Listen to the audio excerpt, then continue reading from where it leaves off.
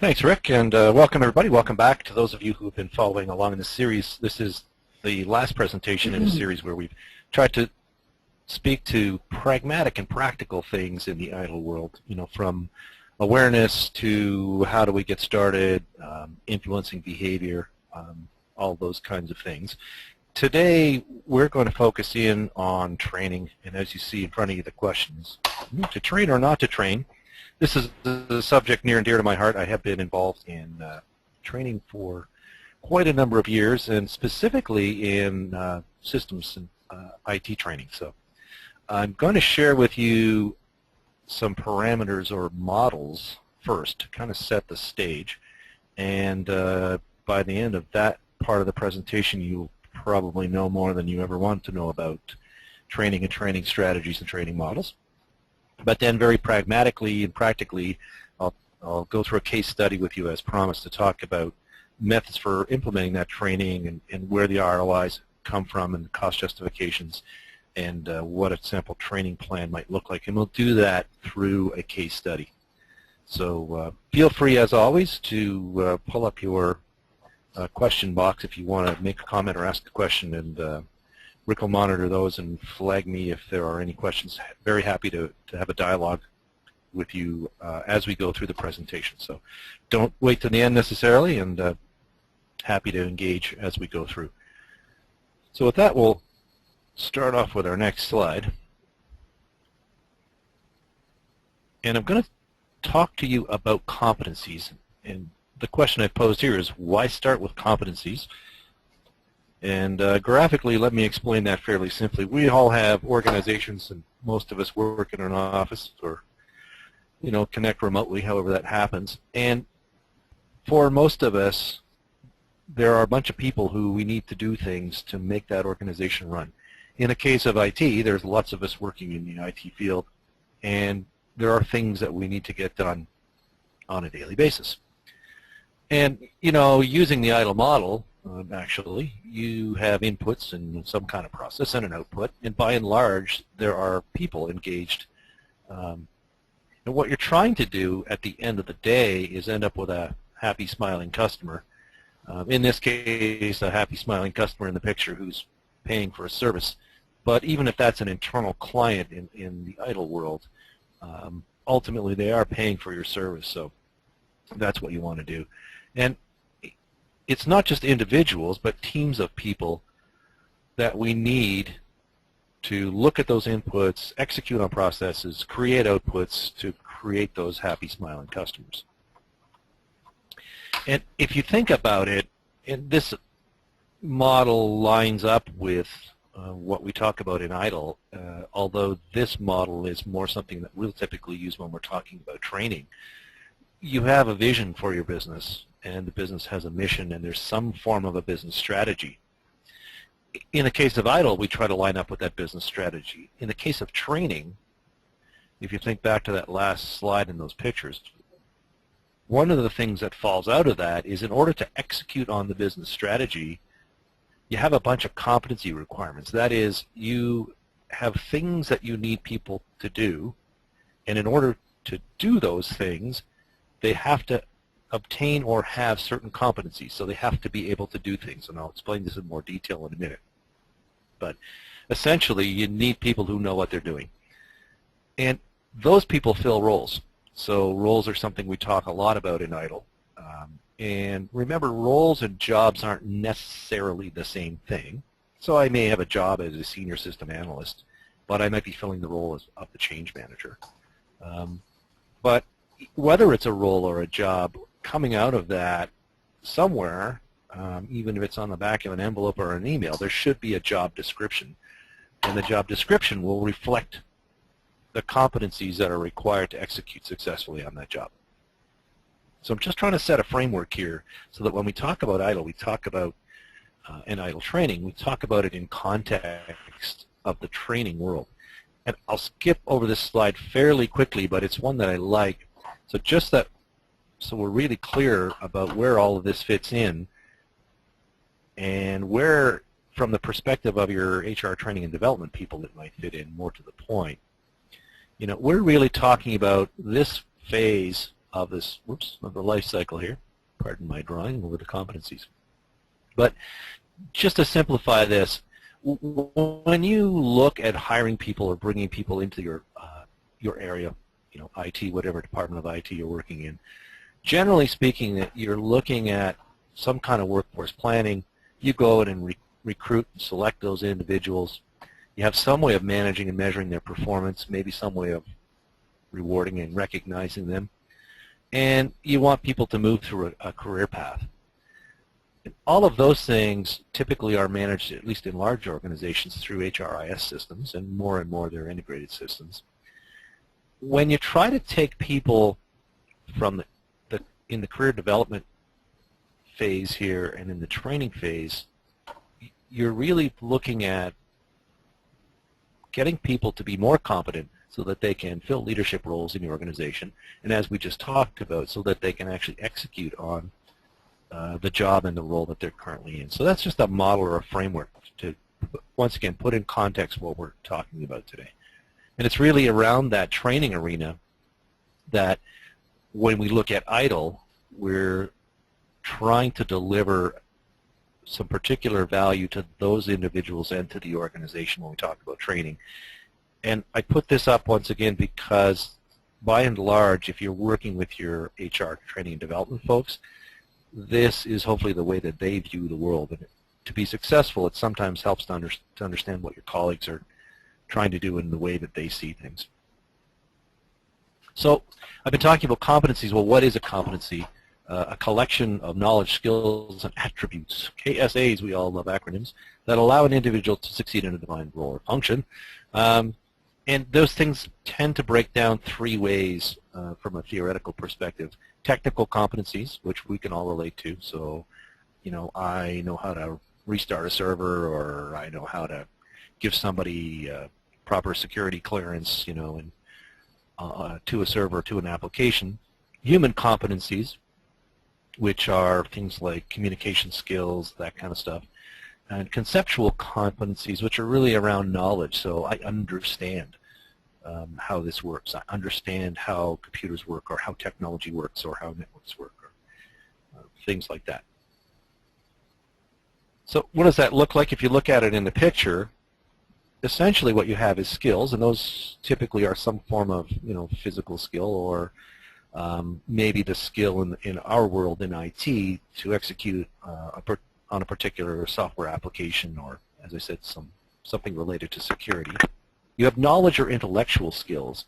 When we're talking about ITIL, primarily this is the arena that we're looking at, right? So I need to understand conceptually what it is that we're trying to accomplish.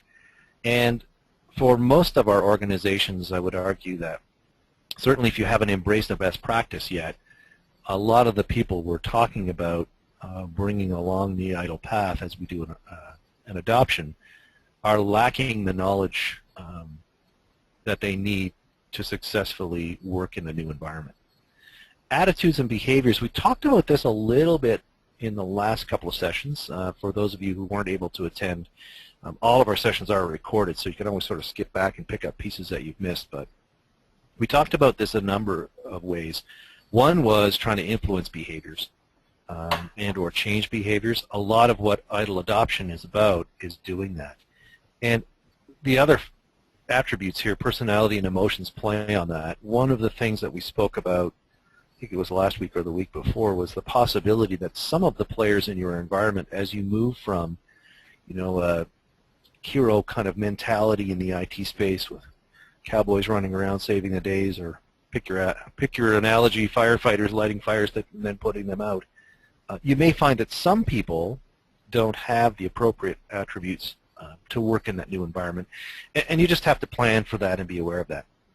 With respect to training, the one thing I would comment on is skills and knowledge are relatively easy to address, and I'll show you a quick model for doing that.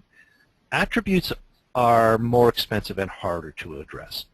So it may well be that, in extreme cases, certainly, it may be that it's easier to have personnel changes, or certainly role changes, than it is to try and spend a lot of money and change behaviors and you're very unlikely to actually change anything with respect to personality. So, just a word.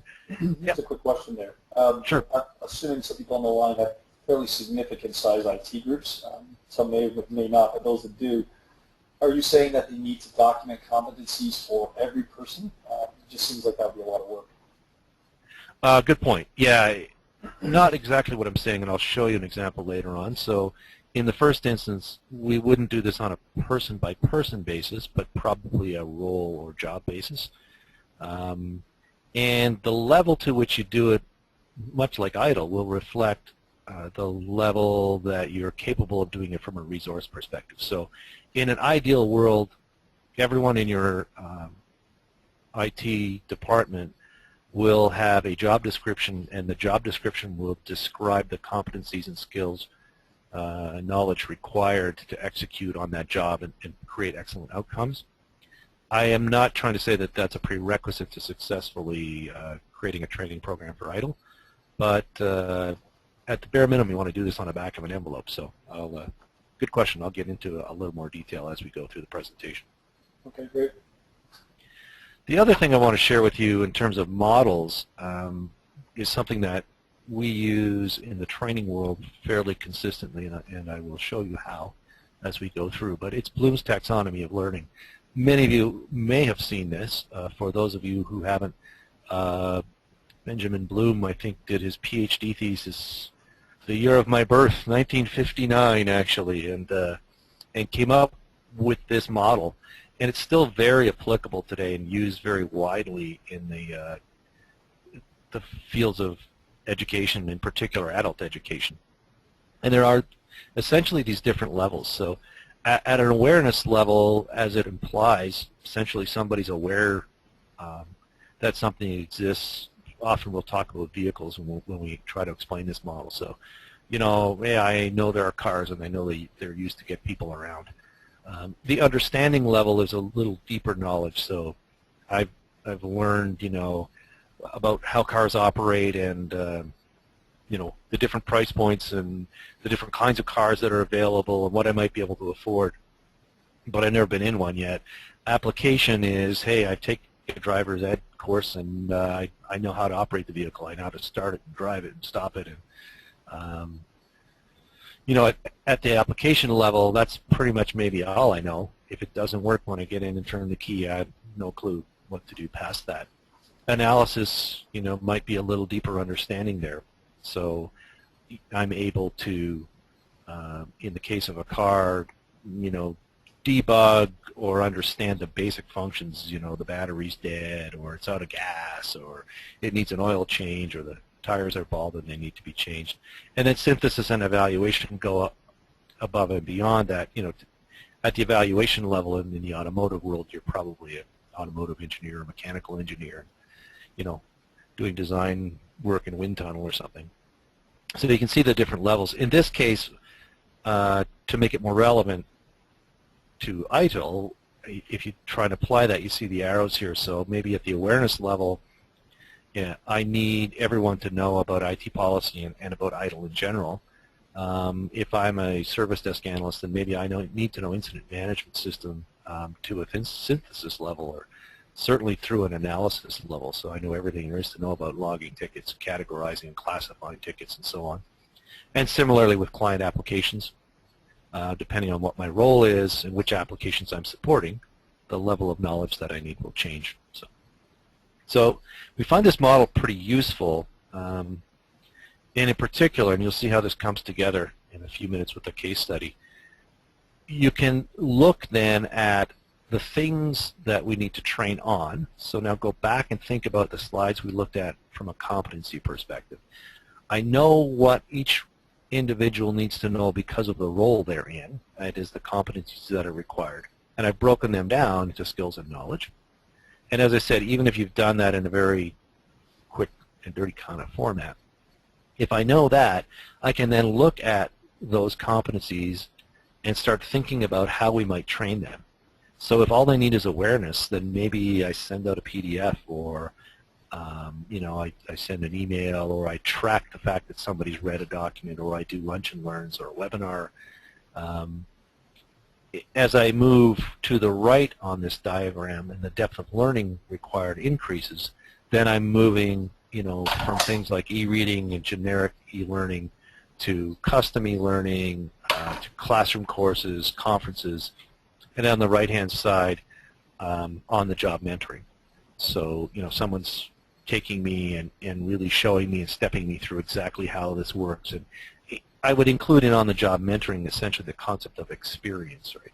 So sometimes you just need some battle scars in order to truly understand how something works. And interestingly, in the training world, what's been discovered is one of the best ways to know whether you know something is if you can teach it, then you really have to understand it. So, excuse me, John. So this is sure.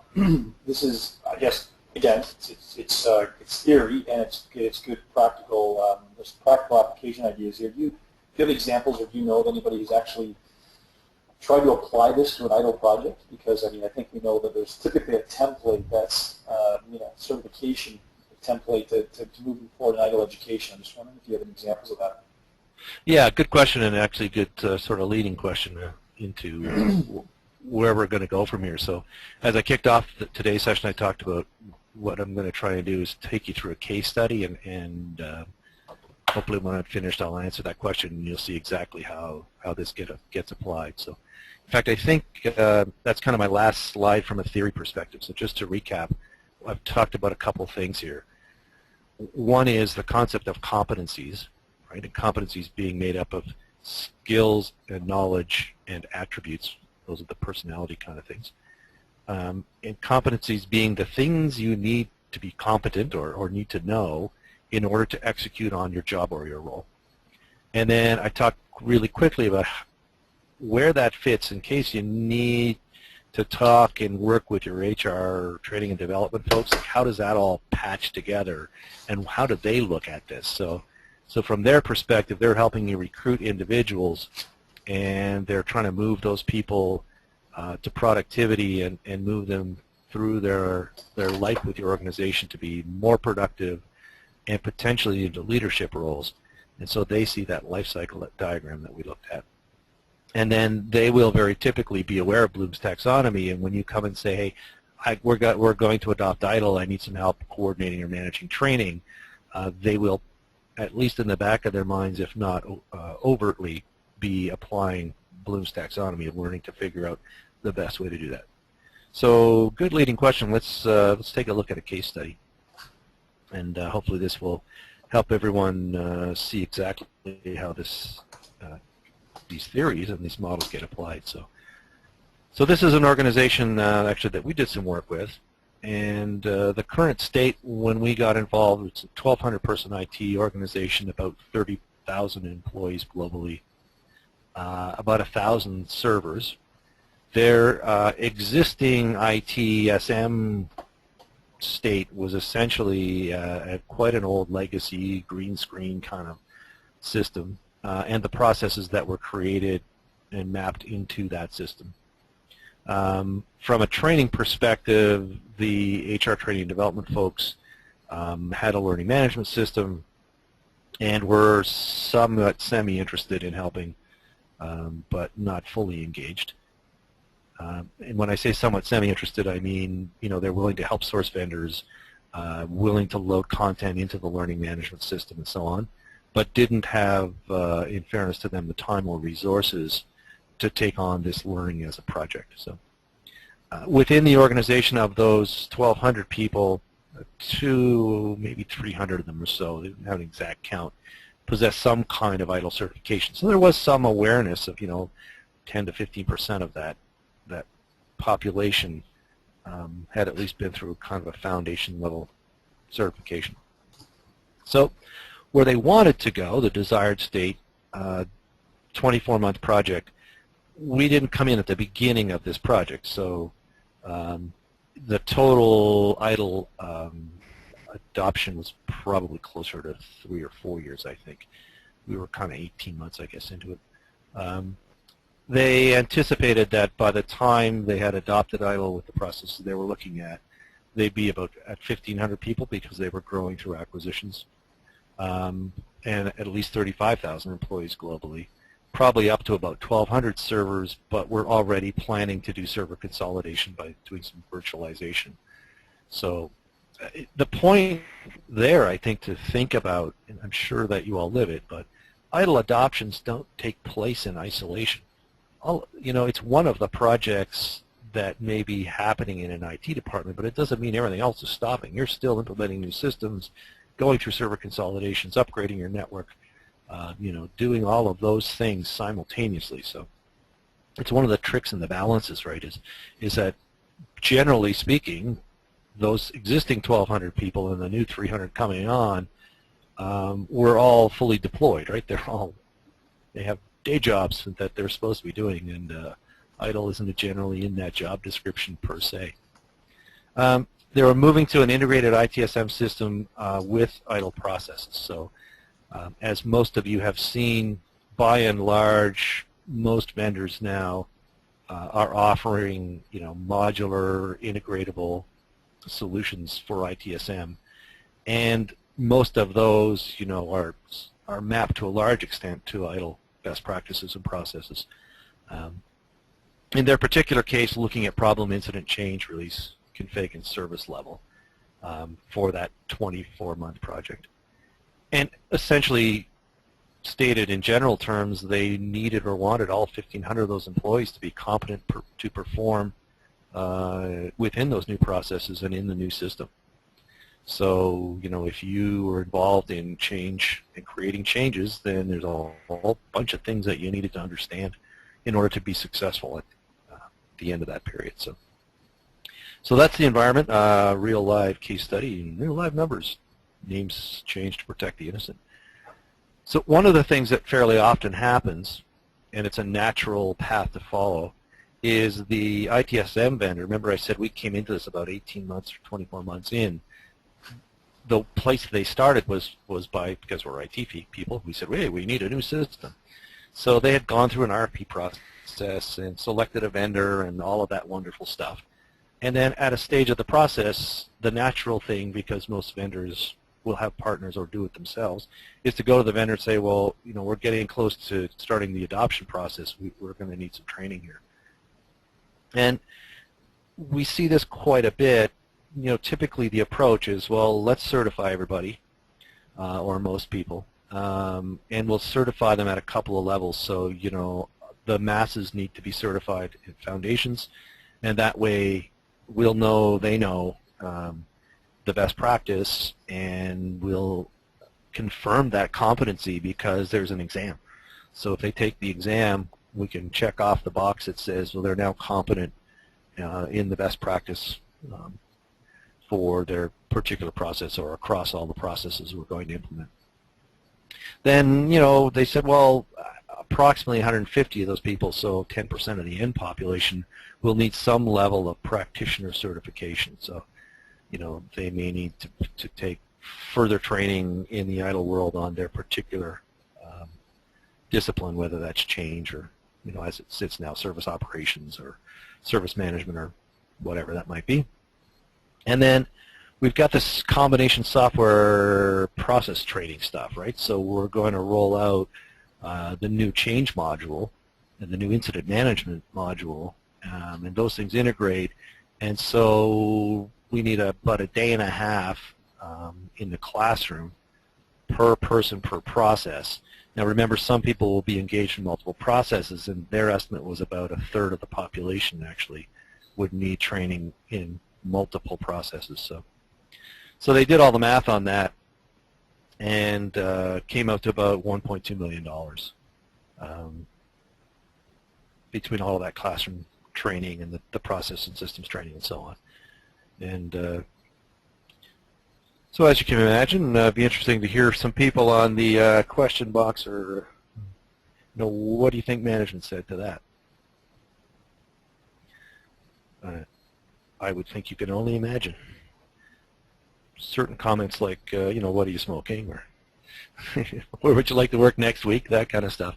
So generally speaking, right, all kidding aside, we just don't see in IT the kind of budgets to support those ideal kind of situations in terms of classroom training and certifications that you need. So just to make sure everyone's on the same page with what we're talking about when we're talking about ITIL certifications, and my objective today is not to explain this in great detail. You can certainly go out to the APMG site or the ITSMF sites and find all the explanation you need on how this works. But essentially, the top level certification is an ITIL Master for ITIL version, what was version 3? I guess it's ITIL 2012 or something now, or 2011. This is now based on a credit system, has been for a few years, so you get 2 credits for doing ITIL Foundation, you pick up a credit and a half or 2 credits for life cycle or capability courses, and then you get to the stage where I think you have 17 credits and do the managing across the life cycle, and you can take your ITIL expert and become an ITIL master. So that's the structure from the APNG group, which is the accreditor for the UK government. So I just thought I'd put that up there to put this all in context, in particular when we're talking about ITIL training and that certification scheme. So when I talk about ITIL certifications, this is the model that I'm talking about. And John, just a quick question. You just comment on what certifications do most people have or seek? I mean, what? And there is also there is one more question from Chuck about the previous slide, but I think we'll wait till the end, Chuck, if you're listening. So, John, if you could just address that question first: is what certifications do most people have or seek? Yeah, absolutely. So, I don't know if we're sworn to secrecy, Rick, but I think we could share this without sharing particulars. The vast majority of individuals that seek ITIL certification are actually doing foundation certification. So what we see is, and whoops, oh, that didn't work. Sorry, let me go backwards here. What we see is, I think, correct me if I'm wrong, because I think you see these numbers too, 95, 98% of the certifications are foundations worldwide across all languages. Yeah, absolutely.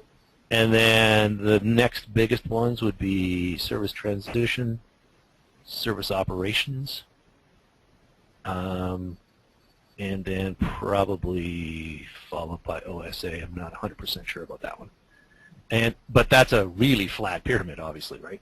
So you only have 2% of the ITIL certified professionals moving even to this layer. And then I don't remember the percentage, but it's a very small percentage of people who are certified here.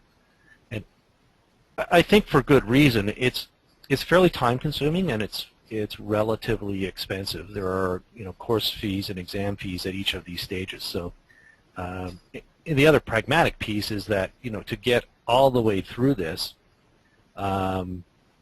is time consuming from a start to finish perspective, right? So that may take you a couple of years, and if you're doing an ITIL adoption, rightly or wrongly, most people will only have a 2 or 3 year kind of horizon, even if it's 4 years. To get any significant number of people through that entire training life cycle takes a while. And so what we see happening, just as an aside, it'll be a follow-up question anyways, but most organizations will use outside resources, independent consultants or consultants working with employed by their vendors, who have ITIL masters on staff. And certainly we do. We made that investment because of that demand from our customers. They're kind of saying, what, it makes sense to me to have people trained here and maybe in some of the specialties, but I don't think I want to push too many people all the way through this. So we'll go outside for that level of expertise. That hopefully answers the question. Yeah, great, thank you. So we got asked in this particular case of this, as we came into the project, to say, how would you guys approach this? And rightly so. I think the organization, we see this quite a bit, the organization's kind of checking and saying, well, we went first to our software vendor, but not sure we like the answer and not sure it's the best answer. And probably, certainly in the case of large organizations like this, there's a procurement process anyways that requires kind of multiple bids and so on. So we got pulled in, and we really took the approach that we always do, the blended learning approach, and we applied a methodology. So we asked for a bunch of data, which I think you need, and really said, you know, what are all the roles, process by process, that you need to have trained to in the organization. So if you're on the service desk and you're managing incidents, what are the different roles, you know, junior analyst, senior analyst, team leads, etc. In terms of change, like who's involved with the change process and what are their roles. You know, they may be in software development, and they're creating change requests, or they may be on the change management team, whatever that might be. They might be in operations, right? So who are the owners, who's the manager, who are the leads, and who are the executors, so the individuals who may be touching the process. Then essentially we created a competency model, and that in generic terms is just a matrix of knowledge and skills required by role and process. So, you know, as someone asked earlier, you know, that seems like a lot of work. Do you really need to do that for every individual? No, not for the individual. We tend to do it by role and process. And it doesn't have to be a major theoretical exercise. It could be as simple as a spreadsheet or, you know, a set of Word documents with tables in them. That's really just saying, okay, it's a finite number, even with a staff of 1,500. I can tell you what all those roles are. I can tell you all of the people or all of the roles in the organization who need to be involved in creating change or approving change. And I can tell you who the owners and managers are going to be. So it's actually a finite number, and the competencies they require, when you limit the scope to talking specifically about ITIL and process, right, I can identify what they need to be able to do in the system and what they need to know about the process in order to do that. So just to be clear on that, the two different things. One might be if I'm logging an incident, I need to log into the system, you know, how to create an incident, but then I need to understand the process, because I need to know when it gets down to categorizing that incident and whether it needs to be escalated and who it gets assigned to, and my role in terms of closing the incident if I created it. Right? So I need to understand both of those things, and that goes back to those skills and knowledge components when you look at the competency. And then there was a question around, you know, can you give me an example of applying Bloom's taxonomy? Well, actually, this place I was going to talk about it. So if you think about that slide, what we really did is said, okay, so for all of those competencies, I want to figure out what's the best way, the most cost-effective and the most time-efficient way to train the people in these roles on that competency. So in some cases, when we looked at the 1,500 employees, and you'll see in a minute, we said, well, everybody needs to be aware, because we can't tell for sure when or how each individual will be touched by this best practice or by this process. So we want everyone to have awareness, because part of that adult education theory is people will self-guide them, or self-train, I guess, if that's the word. But as people change roles in the organization, or maybe unexpectedly get exposed to a process or a situation, if they have an awareness level of knowledge, they'll know that they need to know more, and they can ask about how they get trained on that. So that's how we applied the Bloom's taxonomy at a very high level, just by looking at each of those competencies and saying, how do we effectively and cost efficiently train that for each of the roles in the IT organization.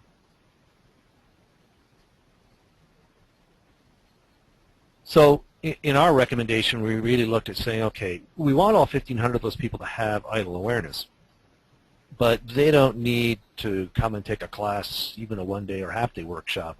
We can effectively do that through e-learning.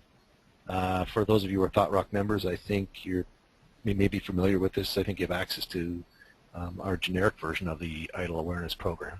And that's just really very broad-based, talking about what ITIL is and high level the different processes, what they are. And it achieves that result, as I was talking about, making sure that everybody's aware that we're doing this. And sometimes, I think in this case actually, we saw the customer saying, well, yeah, I know you have a generic ITIL awareness, but we've got a name for our project and we want to brand it and we want to put some of our particular nuances into that awareness training, and that's something that can be fairly cost effectively done.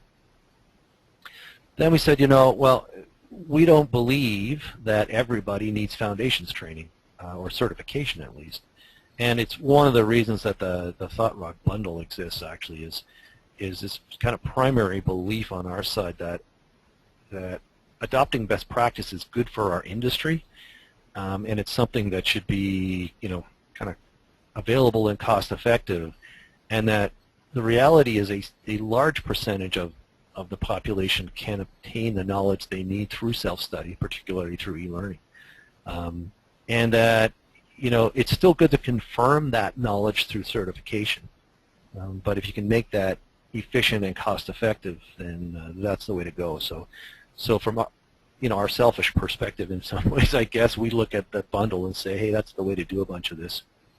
At the same time, we identify that there are a number of people, people in owner, manager, lead roles, or heavy-duty sort of practitioner roles that will gain more knowledge and a better understanding and will be more assured of the competency if we put them through classroom training.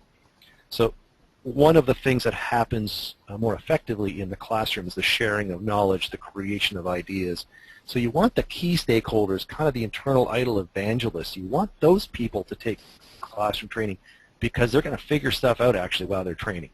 And, it's been a while since I did it, but oddly enough, in all the years I've done training and facilitation, the only time I ever got applause was in an ITIL Foundation class, just because the people who were training are those key sort of evangelists and practitioners in this organization understood that through the process of training and sharing knowledge and going through examples together, they were actually moving down the path of improving their process maturity.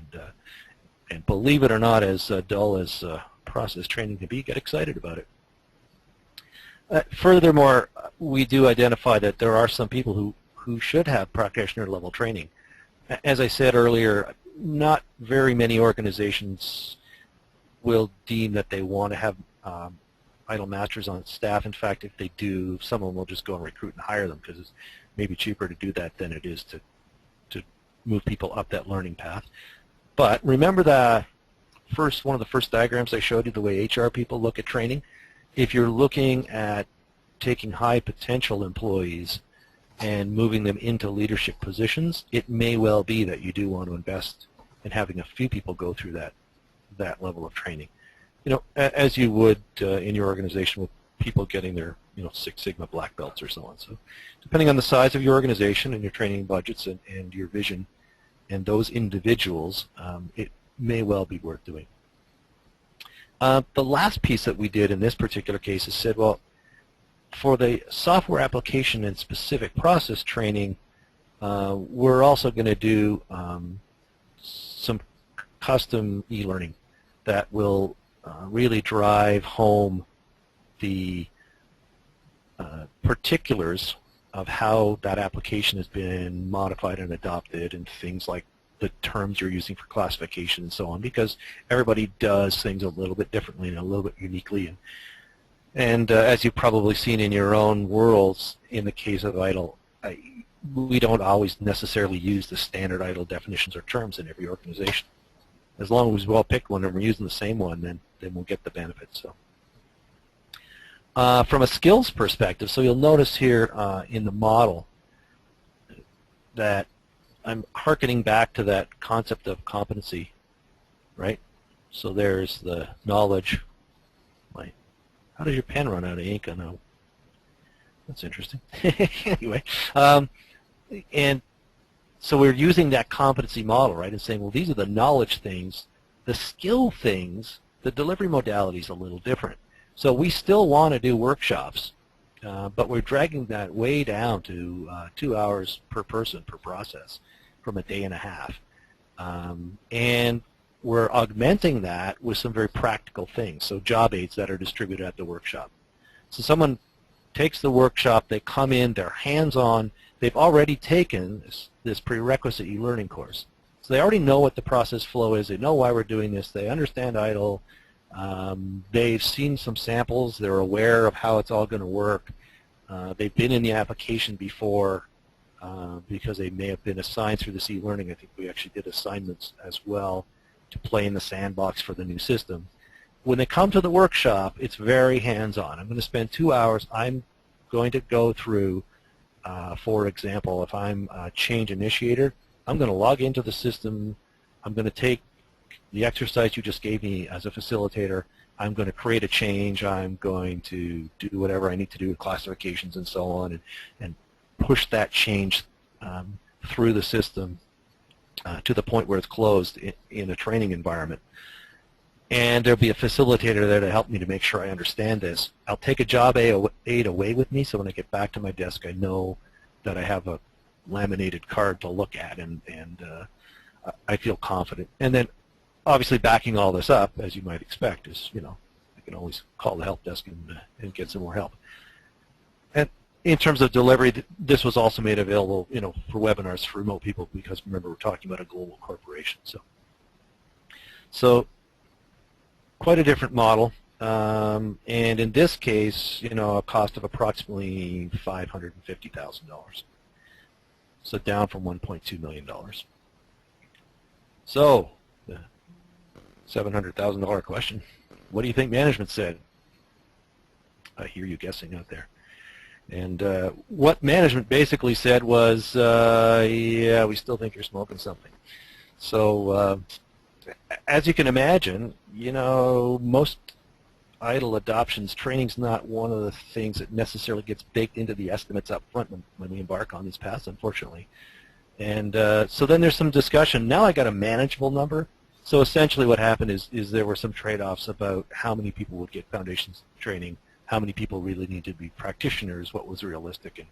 And that number got driven down to a number that was, I forget the exact number, but that was reasonably palatable, I guess, would be the way I would say that. So just to wrap up, you know, we are getting close to time, a little wordier than maybe I usually am.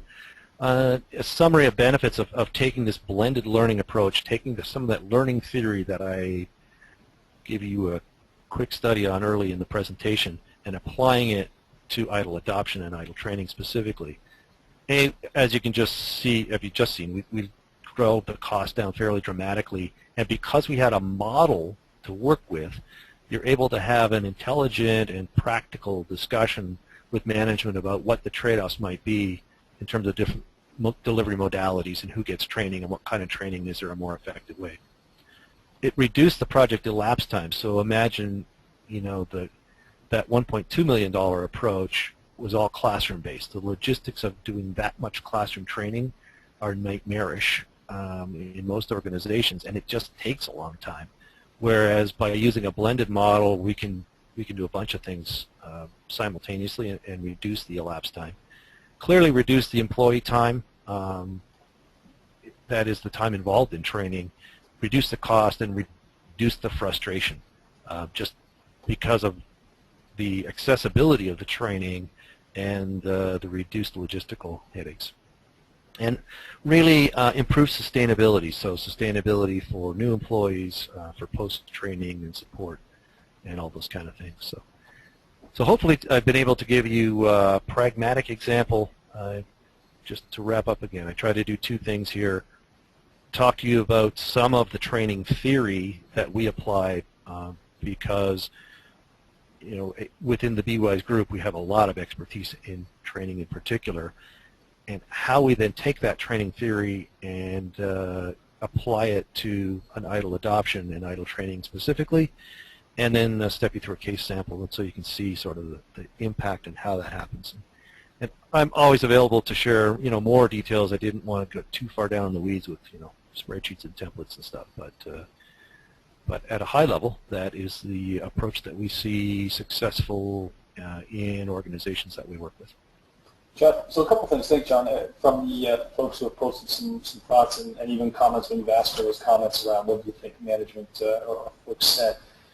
Again, I'm struggling with my voice here, but one of them is that obviously that they're going to typically say, well, again, what am I getting for this money? Explain that to me further. So just a question on articulating, the value, and how is that done? How can that be done better? So, especially when you start talking again about certification and volumes of training, the question still becomes, what are we getting for that? And maybe anecdotally, where have you seen? You mentioned getting applause. At the end of the day, where have you seen the biggest bang for a training dollar that's spent, and being able to articulate that to management? Yeah, good questions. So in terms of justification, ideally, though it's not always the case, some of that justification is baked into a number when someone embarks on an ITIL adoption. So there'll be some understanding that we've got some overall targets in place. So we're going to drive down the number of incidents. We're going to drive down disruption to our clients. That is, we're going to improve uptime and performance. We're going to improve our service levels, that is our response time to our clients, therefore making them more productive. And someone's done some of that analysis. And the training cost in order for us to improve that level of service, which is what in a lot of ways ITIL's all about, is understood as part of the overall project. Within the project then, I mean, the cost savings from taking the blended approach versus the non-blended approach is probably fairly self-explanatory. The other ways, we've seen people look at it is to further drill down on some of those metrics and say, well, if everybody involved in incident management is better able to use a tool and do the correct classifications and reduce the time to repair, mean time to repair, whatever, then I can do some calculations on those metrics. And I generally will see two calculations. So one will be the IT savings, that is, we'll be able to handle X number of incidents with, this number of resources. And I'll see a calculation on the productivity for the client. So if our mean time to repair or our time to restore service or whatever that is reduced, then there's generally a labor calculation that's applied. That's a bit of a soft dollar thing, but it certainly helps. So I think that answered part of the question. Not sure if I got the second part. Yeah, no, I think that's okay. And again, if the gentleman that asked the question, if he wants to reach out to you directly and talk, but I know, again, John, I know you've been in many discussions about articulating the value of education, the challenges that I think everybody has there in terms of hard dollars, but I think maybe if you wanted to reach out, John, I think if your contact information isn't on at the end, then you can do it through info@potrock.com, and we'll get to John, and you can reach out to him directly. So I think we're kind of close to the end here. So, John, I wanted to thank you again for joining us. Thanks for keeping going with the 6-part series. I know there's a lot of new content coming in the spring with a lot of new speakers, so please stay in touch with either on the thoughtrock.com website or in the weekly newsletter. And again, as we always ask, if there's any content, whether it's related to content you've heard today in terms of expanding on it or any new content that you think should be top of mind for folks within ITSM or any specific speakers that you'd love to see on ThoughtRock, please make sure that you send an email or drop a note to us, and we will do our best to try to bring that content to the ThoughtRock members. John, any final thoughts from today? Just one, maybe. I mean, one of the other things that occurred to me I didn't talk about in that last question is, sometimes you'll get the question, well, that's a lot of money to spend on training, and what if we train our people and they leave? And the best response I ever heard to that was from a guy named Martin Bean, who was involved in the training industry for a long time. He said, well, what if you don't train them and they stay? Exactly. Great point. Excellent. Well, thank you very much. We will leave the contact slide up just for a few more minutes, but as of now, we'll just close off the session. Thanks again, John, and we'll see everybody back here hopefully next Tuesday. Thanks. My pleasure. Thanks, sir.